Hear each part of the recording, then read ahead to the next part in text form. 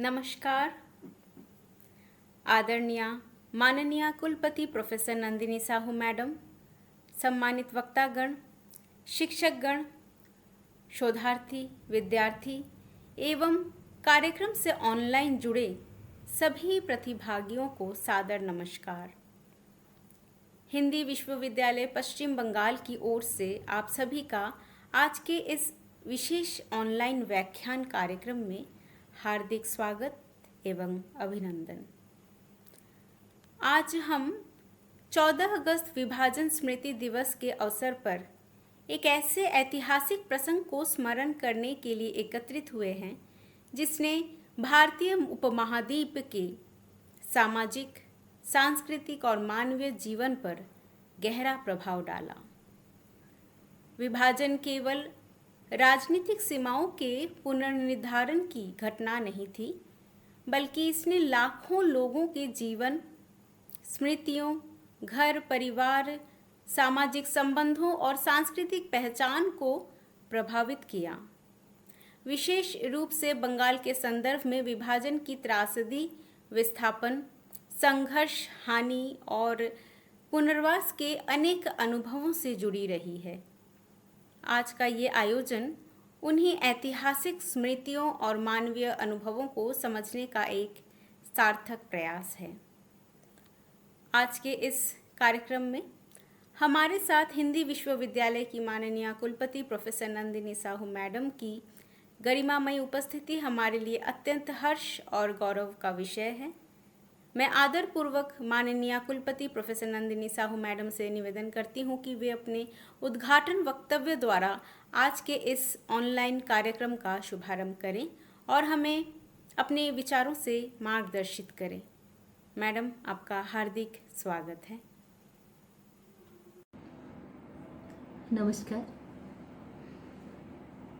I invite both the speakers for the day on this special lecture on the partition of Bengal, historical, social and cultural dimensions. And today's speakers are Professor Anindita Ghosal from Diamond Harbour University and Dr. Ishmeet Kaur Chaudhry from Central University, Gujarat. We at Hindi University, West Bengal, are holding this special lecture today to remember with respect, with dignity, the day of partition of East Bengal and West Bengal. Both the speakers are going to emphasize on the trauma that partition has, or partition literature has indeed, and also about the historical dimension of partition studies. They are going to talk about how the partition of East Bengal and West Bengal was not just an administrative matter for the country, rather it was a colonial strategy of divide and rule.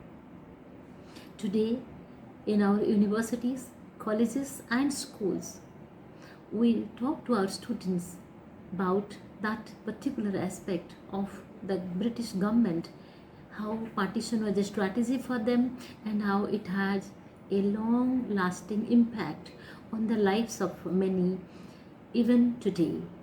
If you take a very serious research on the partition studies in Punjab or in West Bengal or in some other parts of the country, you will see how partition has impacted the lives of many. And in today's lecture, we are going to discuss the long-lasting impact of partition, the trauma of partition, and the memory of people who sacrificed their lives during the partition and during the independence. On the 14th of August, today, before we celebrate the Independence Day tomorrow on the 15th of August, this is our moral and ethical responsibility to pay our respect to those people who lost their lives, their families, and who were the victims of partition. So that is why in today's two lectures by the two speakers, those who have expertise in partition studies, we are going to talk about those issues to our students, our teachers and our scholars. We are going to have a Foucauldian exercise and discuss how power through territorial control and surveillance was also an area of research in the partition discourses, and partition as an epistemic violence that disrupted Bengal's historical and cultural unity will be one of the research objectives for the day. And then how partition reconfigured geography into a political instrument of colonial domination would be one of our issues today. Coming to the social dimensions of partition studies, let's talk about the constructed religious identities as competing political categories vis-a-vis partition. That is one important issue that we must discuss with our students today. And then coming to Benedict Anderson, how the communities became imagined through colonial discourses would be one topic that our speakers and our scholars will focus on. And then coming to Homi Bhabha, the colonial identities and the colonialism that produced ambivalence, hybridity and fractured identities would be another research objective for the day in both the lectures. Gayatri Chakrabarti Spivak's ideas of the subaltern, how they suffered displacement and marginalization in nationalist and colonial narratives would also be another point of discourse in the lectures. Coming to the cultural dimensions of partition, one of our speakers would focus on how partition provoked cultural resistance through literature, music, theatre and art. Swadeshi movement transformed culture into a form of political resistance. That would be a point of discussion for the day. And how Vande Mataram became a powerful symbol of national consciousness during partition would also be one of our topics for discussion today. Memory studies, subaltern studies, anti-partition movements, and then the recovery of collective cultural memory against imperial hegemony would also be an important point of discussion in today's lectures. The critical takeaway for all of us after listening to both the lectures and having discussions on the lectures after they are being delivered after a question answer hour, probably our takeaway can be something very powerful. The partition of Bengal, it demonstrates that colonialism fragments territories to manufacture identities, while culture reconstructs unity through memory, resistance and nationalism. So these will be the topics of discussion for today in both the lectures. I congratulate the faculty and students of Hindi University, West Bengal for holding the 7 days celebration of independence Har Ghar Tiranga program, having multiple cultural programs, competitions, essay, debate, quiz competitions, seminars and webinars, and also plantation programs. So many things we did last few days, and tomorrow we are going to celebrate the Independence Day. I must congratulate my faculty members, my students, officers and staff of Hindi University for successfully completing these few days and creating the spirit of independence, the spirit of inclusivity, flexibility, belongingness in Hindi University. I welcome both the speakers to be a part of our Hindi University special lecture series. Thank you, welcome and namaskar.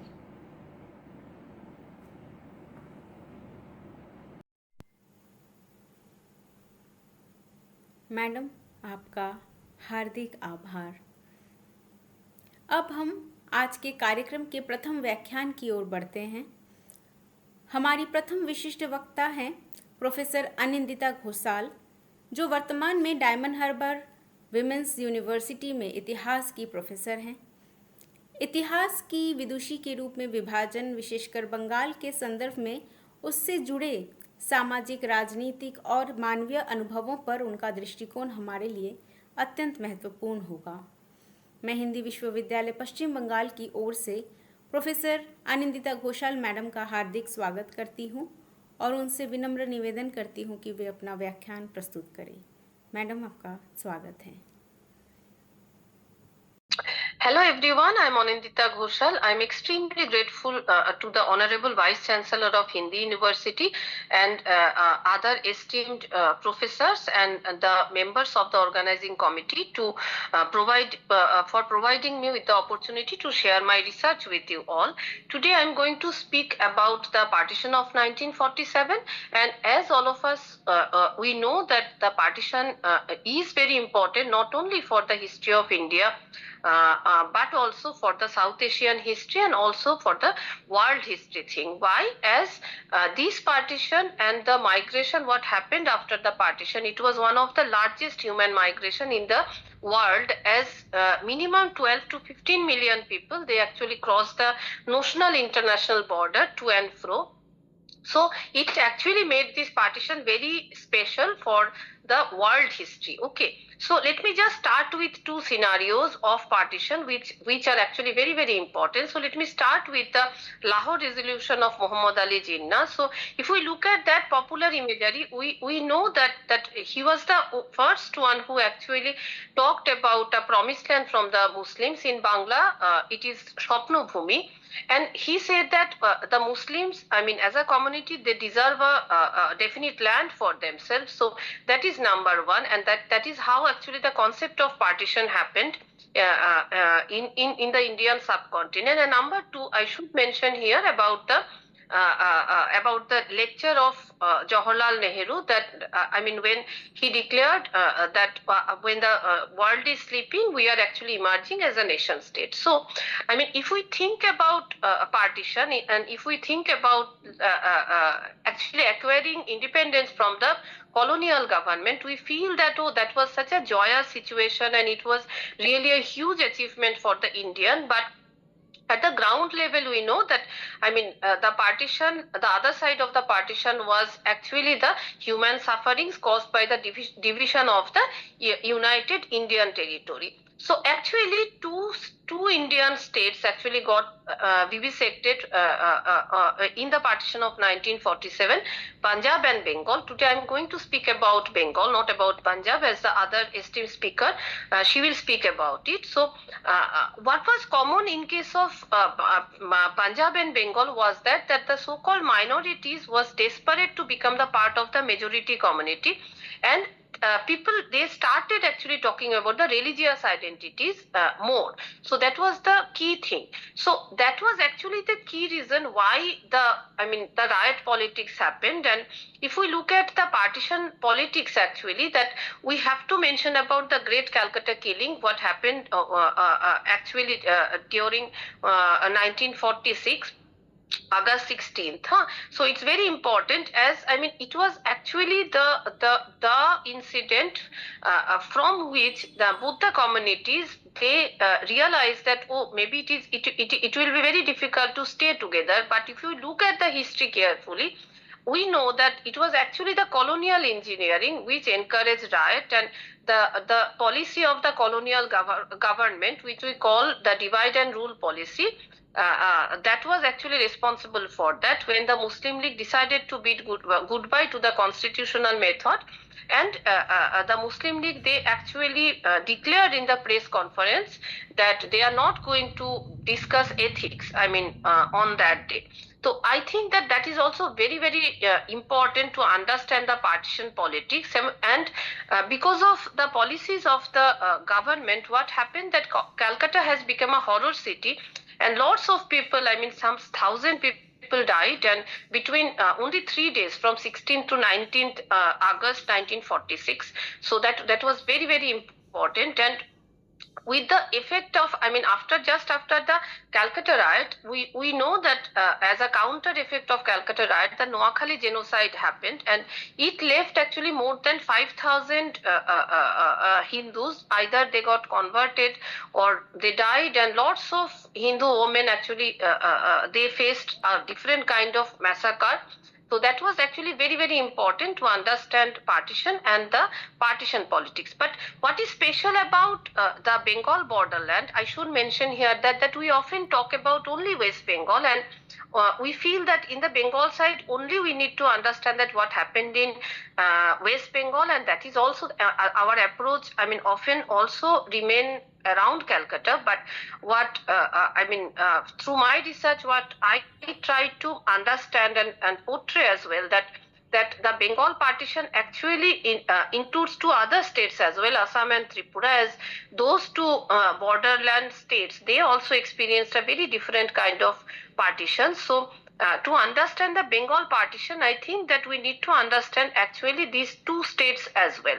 So we know that from 1947 to 1950, the migrants who crossed the Bengal borderlands, they were actually kind of affluent. They were either the higher class, the elite class migrants, both Hindus and Muslims, or the middle class people. And according to Professor Shekhar Bandyopadhyay, they actually migrated to this side of land with a kind of cultural capital. Cultural capital means they used to have their own education, they used to have their own neighbors and friends to help them to settle down here.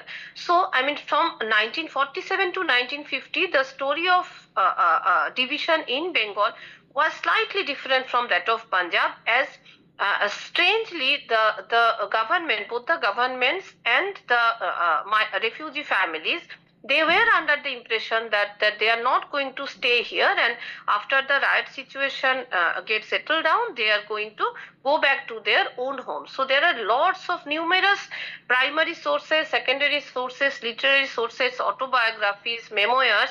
What I read, and also I interviewed many respondents. They were strangely under the impression that they are not going to stay here, so they will go back. So it was kind of a temporary kind of affair, and both the central and state government, they were also under the impression that these refugees will go back. So they only arranged temporary shelter for them, they arranged some dole for them, some amount of money, but not the situation was not like Punjab. But after the riot of 1950, both the governments and the normal citizens of East Bengal and West Bengal, they started believing that probably they will not be able to go back, as the downtrodden classes, they also started migrating, and they felt like that in East Bengal they don't have a kind of security, and maybe they will not be able to keep their properties there. Okay. So from 1950 to 1964, since these 2 years were actually riot years, so we know that in these 2 years actually lots of people who migrated, they tried to ask and fight for permanent settlement, and lots of people, they managed to get some kind of relief and rehabilitation here, maybe not permanent rehabilitation, but they got some kind of relief and rehabilitation both from the central government and from the state government.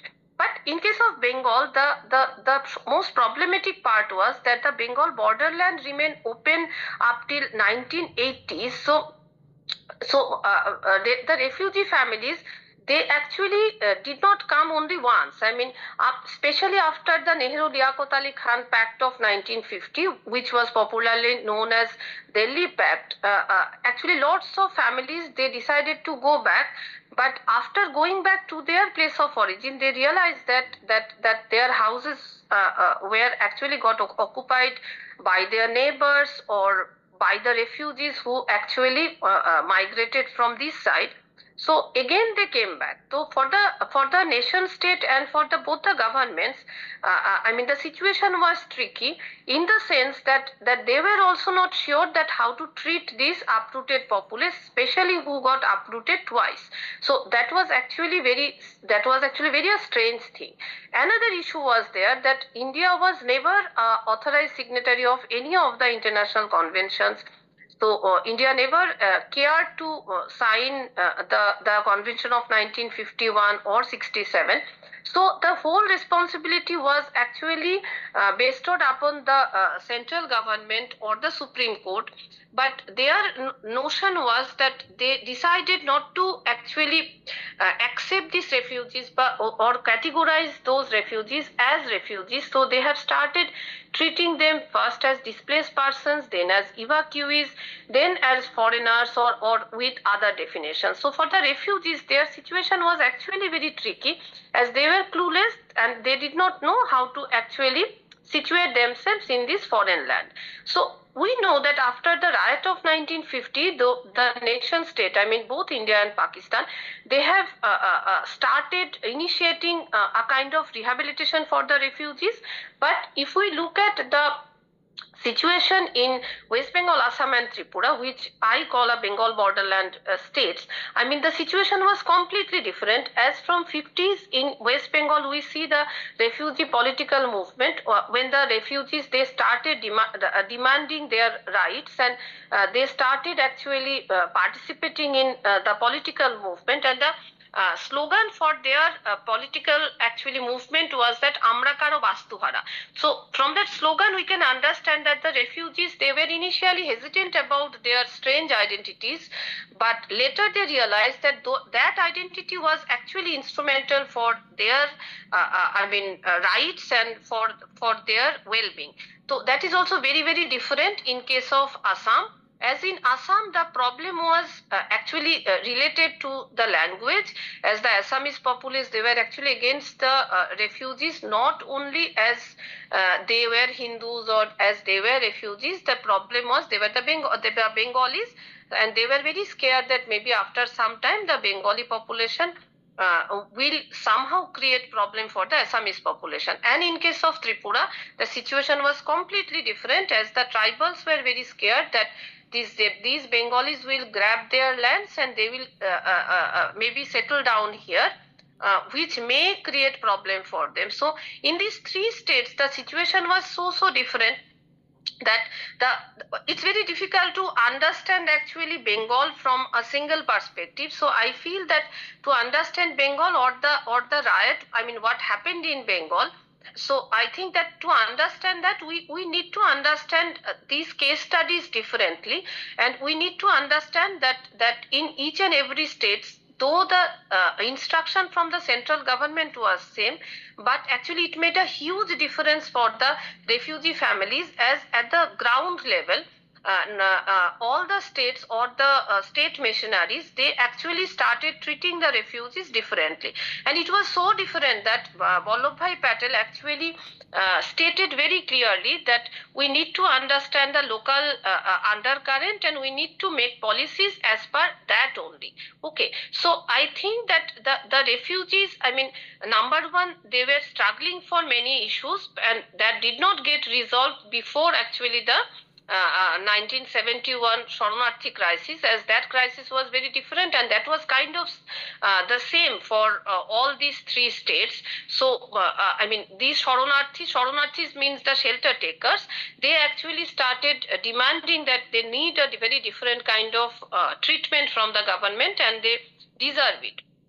To understand the refugee scenario in Bengal, so if we start thinking about the sources, in the primary sources like in the archival documents, we get to understand only the policies, that what was there and what was the policies and how the government decided to treat the refugees. So we can get this kind of documents and we can get lots of documents about women. I mean, since the body politics related to women was a huge issue for any kind of riot politics. So there are lots of files about them, and there are some files about the unattached women who actually got separated from their family, but rest of the documents were like the crisis of passport, or how they convinced their authorities to get some kind of relief or rehabilitation. In case of Assam, the documents were mostly related to lands and settlement, as they were very keen to grab a piece of land, and the Assam government was very scared about it. In case of Tripura, the primary sources mostly consisted of documents related to doles and rehabilitation, as the Maharajas, the administration of the Tripura Maharaja, the Manikko Maharaja, they initially actually gave the refugees a permanent settlement, but from the 1950s they also came to realize that it's impossible without the help of the central government. So the scenario in these three states were very, very different in case of the Bengal scenario. Another issue is very important in case of the refugees in Bengal.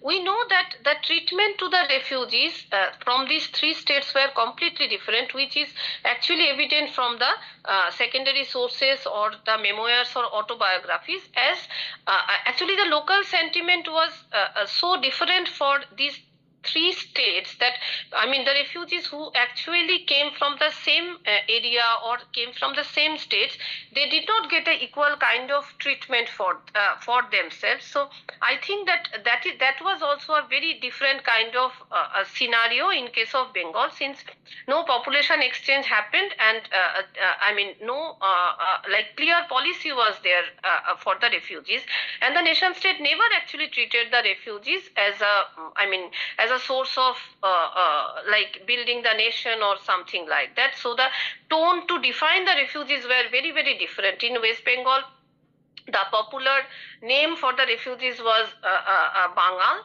and which had a slightly derogatory tone, or Udbastu or Sharonarthi.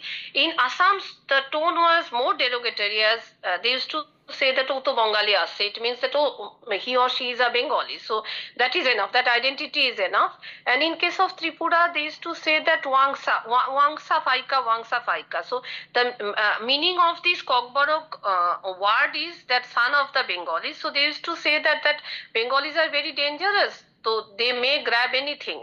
They may grab land, they may grab anything. And there were actually some myths that some Bengali families offered a sweets, a container of sweets to the tribal family, and took a hand impression and grabbed their land. So that was the scenario in the case of these three states. But we know that during the genocide of 1971, we see a very different kind of policies for these refugees, as in history we saw actually a conflict between the human rights and refugee rights, and there was a thing that how to treat the human right kind of thing and refugee right kind of thing, as the central government was very keen to give them a kind of shelter and to treat them differently.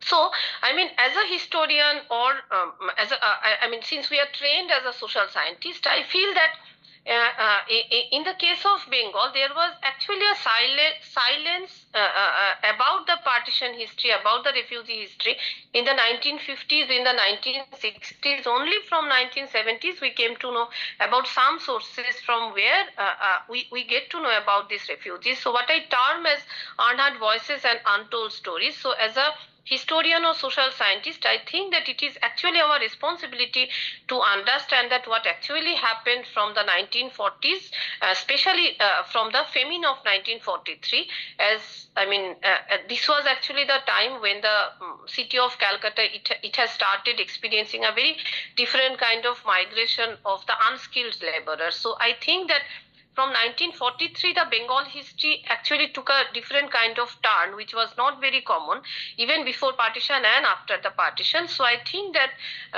we actually need to understand that how to read the undercurrents of history. We should not treat it as, oh, it happened because of the colonial policy, or it was actually the communal riots which was evident for this migration. So we need to have a holistic view to understand the Bengal politics and the change in socio-cultural scenario, and to understand that how we should treat the refugees and how we should read about the refugees. Thank you so much.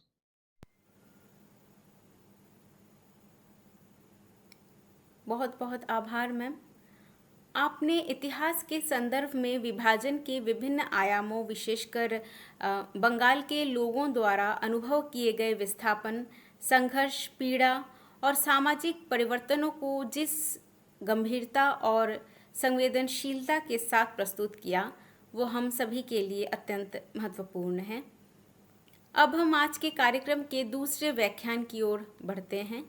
हमारी दूसरी सम्मानित वक्ता हैं doctor Ishmeet Kaur Chaudhary, जो वर्तमान में अंग्रेजी विभाग केंद्रीय गुजरात विश्वविद्यालय में एसोसिएट प्रोफेसर के पद पर कार्यरत हैं। साहित्य, सांस्कृतिक स्मृति और विभाजन के मानवीय अनुभवों को समझने की दृष्टि से उनका व्याख्यान निश्चित रूप से आज के विमर्श को एक महत्वपूर्ण साहित्यिक और संवेदनात्मक परिप्रेक्ष्य प्रदान करेगा। मैं हिंदी विश्वविद्यालय पश्चिम बंगाल की ओर से डॉक्टर इशमीत कौर चौधरी मैडम का हार्दिक स्वागत करती हूँ और उनसे विनम्र निवेदन करती हूँ कि वे अपना व्याख्यान प्रस्तुत करें। मैडम, आपका हार्दिक स्वागत है। I am Dr. Ishmeet Kaur Chaudhry, and I'm going to talk about the partition of India today. I belong to one such family that migrated owing to the violence that accompanied partition of India in 1947, and both my grandparents, maternal and paternal, had to migrate owing to the violence around 1947 partition of India. I have majorly worked on the Punjab side of India, and in Punjab we have a very strong feeling that it was a division of Punjab. Bengal equally suffered, and there was a huge loss of life. More than 1 million people lost their lives, and about 10 to 15 million people were displaced from their homes. Between 75,000 and 1 lakh women were abducted. We don't have the count of how many women killed themselves or how many women were killed by their own family members to save them from getting into the hands of other communities who would mutilate them or who would rape them.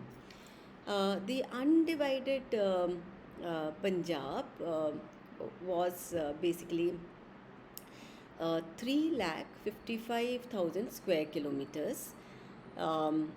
And today's Punjab, post-partition and even after being split into Himachal Pradesh and Haryana, is only about 50,000 square kilometers.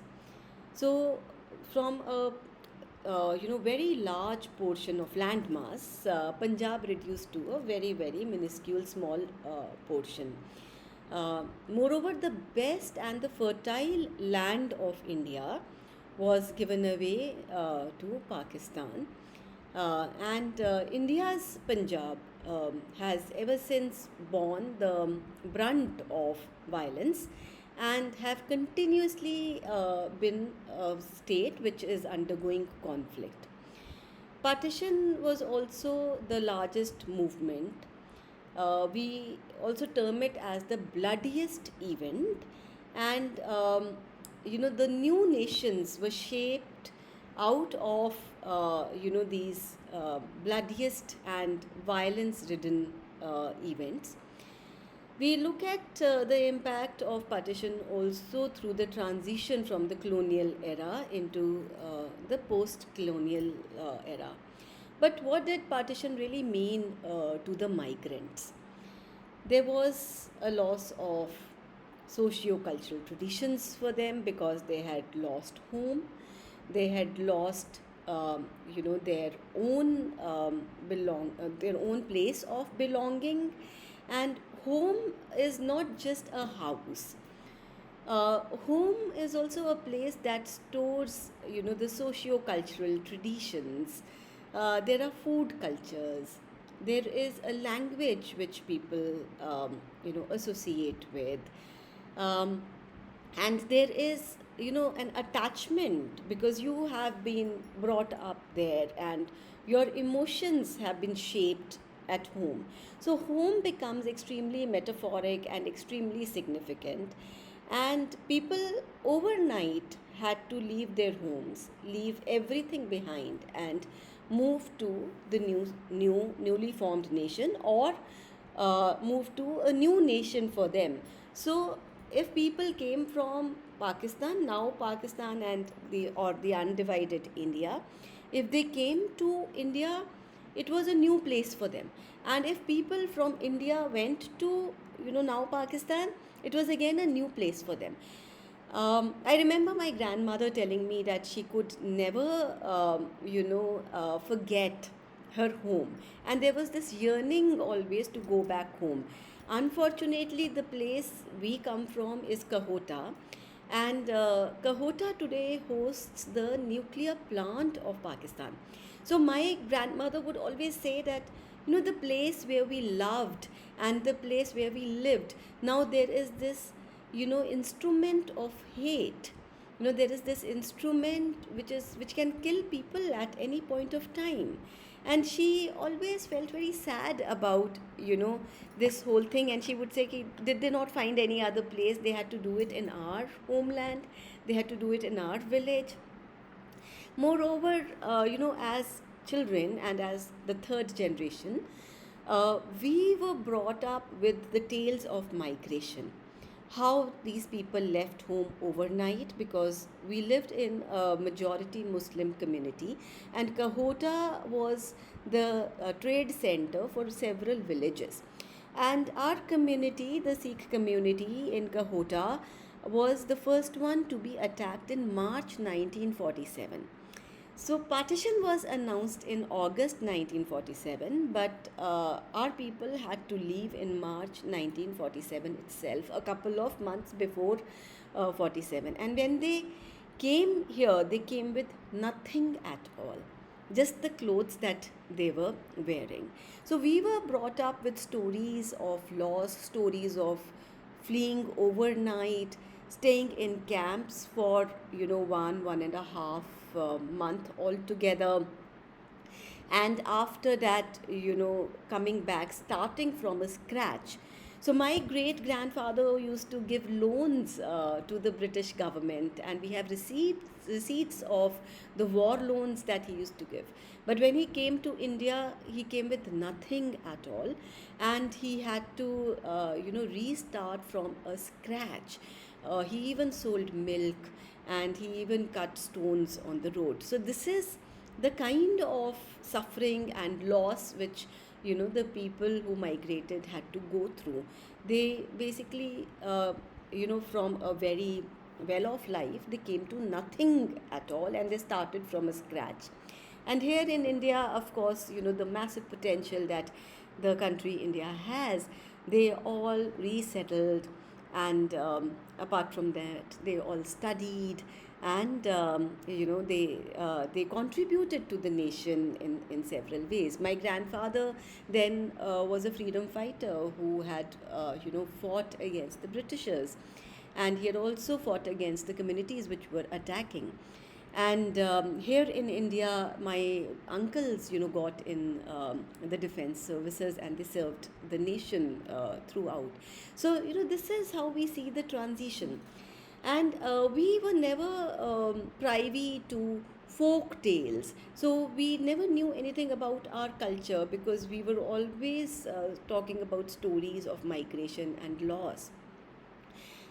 People after resettling in India became cosmopolitan, and the idea of where you belong to, the idea of home, was completely lost.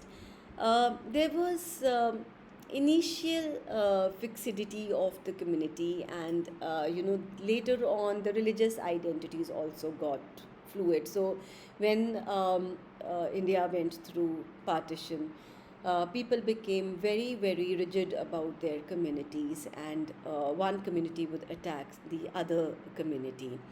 And but later on, after they migrated to India, resettled in India, they became a bit more liberal.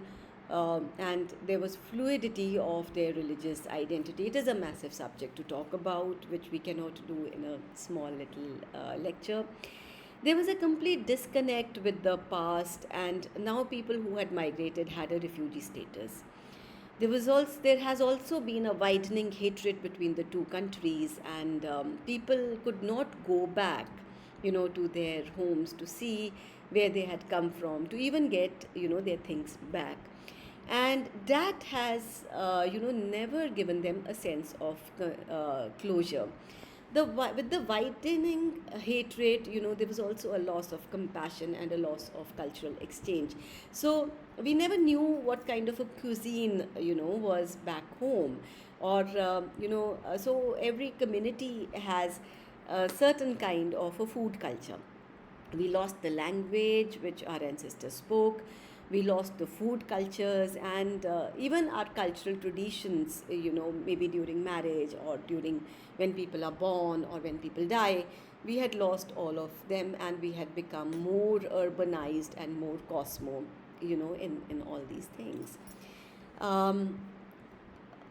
What does literature do in order to represent, the reality of loss for people? Partition literature particularly plays a very, very important role. So, if I talk about my individual story, partition literature basically talked about a lot of stories, and it documented the past.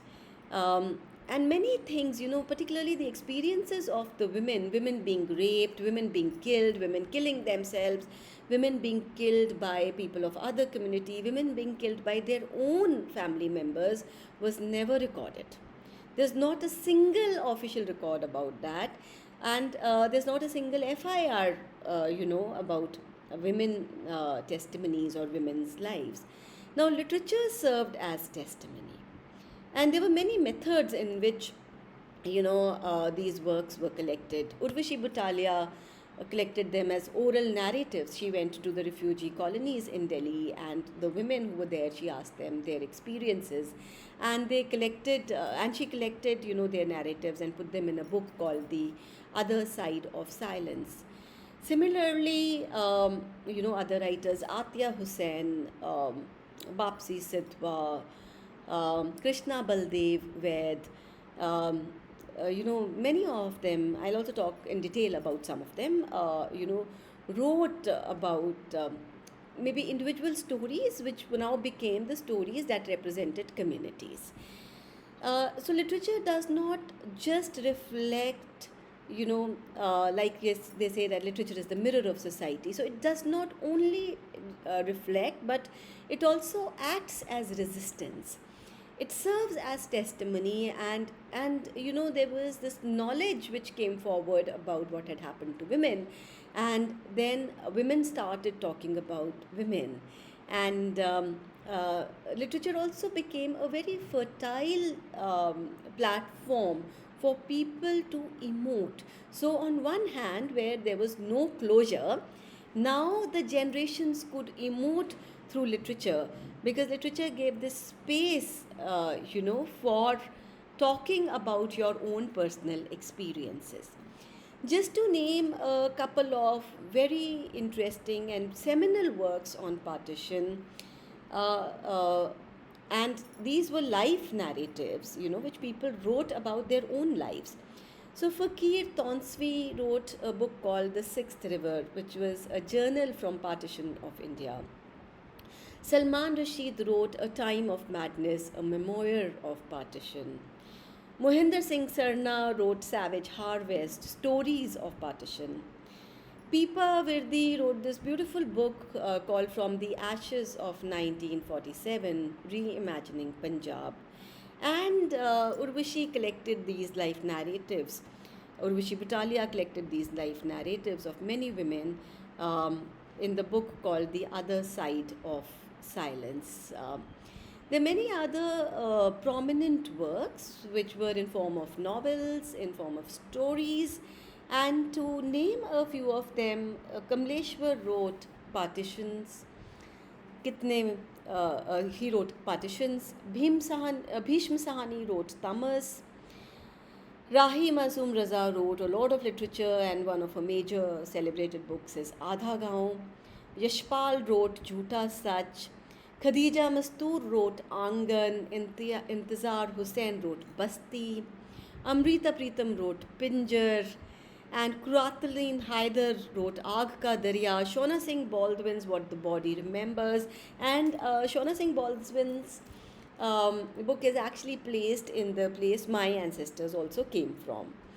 And of course, not to miss Ismat Chugtai and Saddat Hasan Manto. Manto was the only writer who wrote during, the partition violence, because partition violence basically also went through a decade of silence. So for 10 years, nobody wrote about partition, and there's a gap from Manto writing and for another 10 years when then people started writing about violence.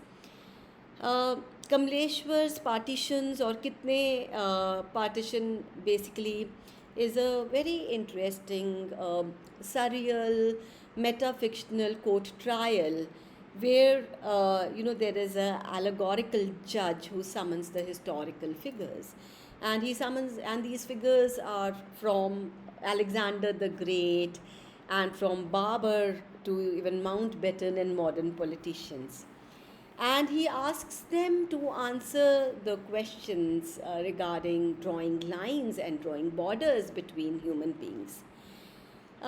Tamas was also, depicted, or it was also telecasted as a serial, and many of us grew up seeing Tamas.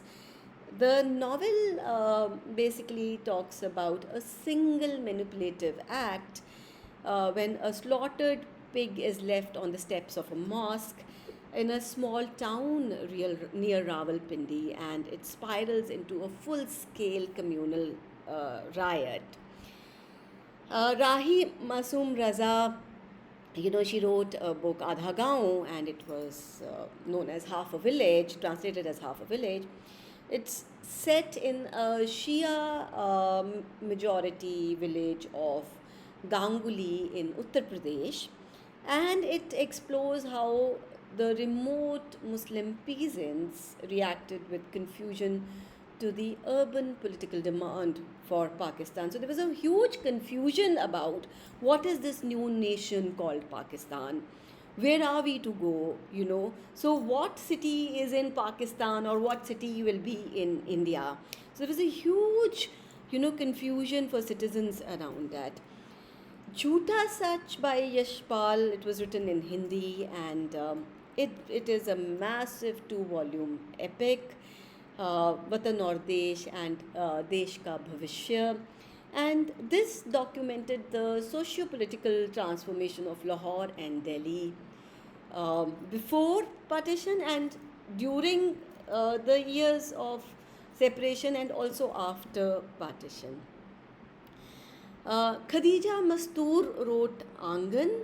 So that is, like the name suggests, it is set within an inner courtyard of a Muslim family in UP. It talks about the political tides shifting outside the courtyard. Basti by Intizar Hussain, it follows a history professor Zakir, who migrates from his house in India in Roopnagar today, to Lahore, and he shares his feelings of displacement and nostalgia, which was brought up around the 1971 war. Amrita Pritam wrote a very sensational, very sensitive, moving account of women in Pinjar. Pinjar also became a wonderful film, and it is about a Hindu woman, Puro, who is abducted by a Muslim man, and she is rejected by her own family in the pre-partition times. And then when partition happens, then how she basically, tries to save her own sister-in-law, and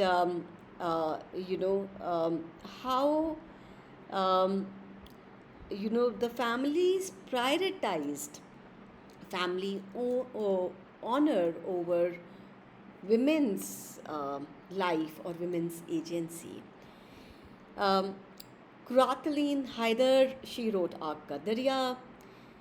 It basically spans over 2500 years of South Asian history through four recurring characters ranging from the Vedic period through the Raj to 1947.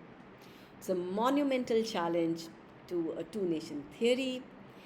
It shows continuous syncretic evolution of the South Asian Ganga Yamuni Tehzeeb, and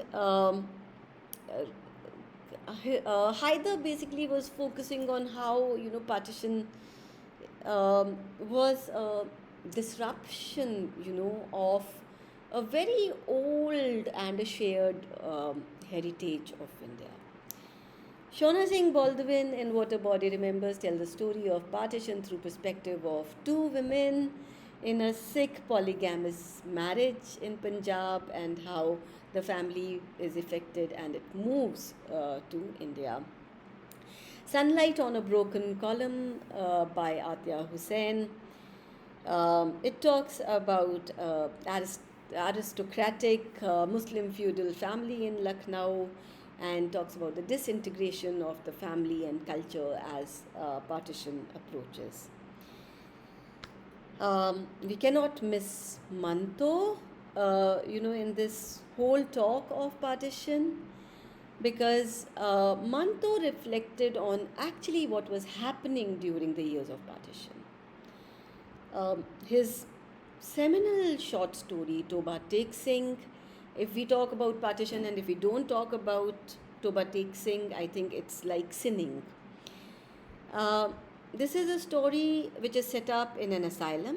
There are sane people within the asylum and there are insane people outside the asylum.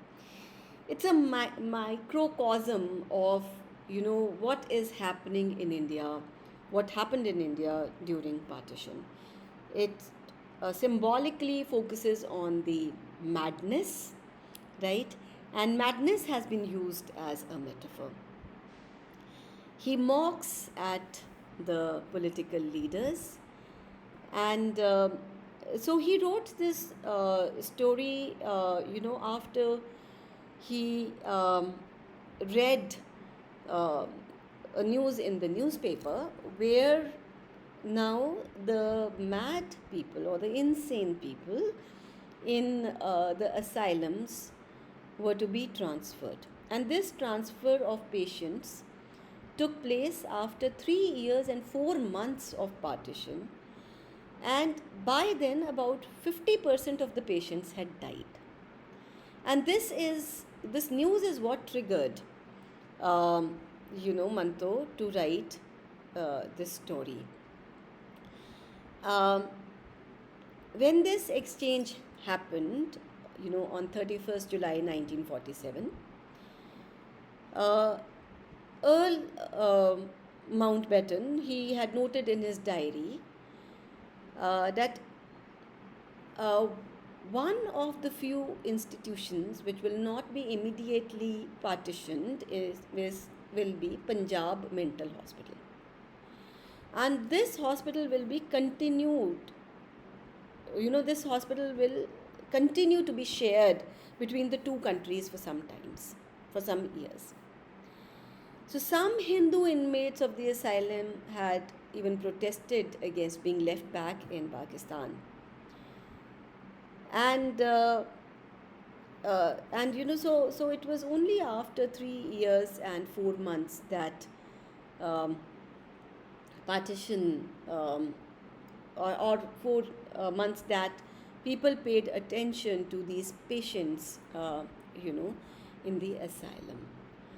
Now, literature basically provides this very, very fertile platform for people to express their emotions, to emote.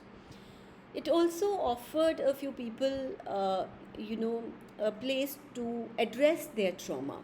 And one of those writers was a Punjabi writer, father of Punjabi novel, Nanak Singh. Nanak Singh started writing novels because he was very, very troubled with, the partition and with the movement.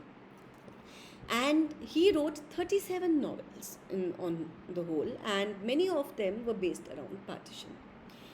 Nanak Singh had also written Khuni Baisakhi, where he had, challenged General Dyer on the Jallianwala Bagh incidents. It's very elating to see that today Nanak Singh's grandchildren are translating his works, and we see one work after the other coming out, and in fact, it would not be wrong to say that the grandchildren focusing on translating Nanak Singh's, their grandfather's work, is also an attempt for closure, where the generations experience post-memory and there is a generational trauma. It is quite understandable for a scholar who works on partition and who hails from a family, because somewhere even our third generation's continuous urge to work on translation, on partition experiences emerges from, this whole, trauma that we have carried forward today, where we are the storehouses of the fragmented memories of those people who experienced migration and partition of India. And we continue to talk about it.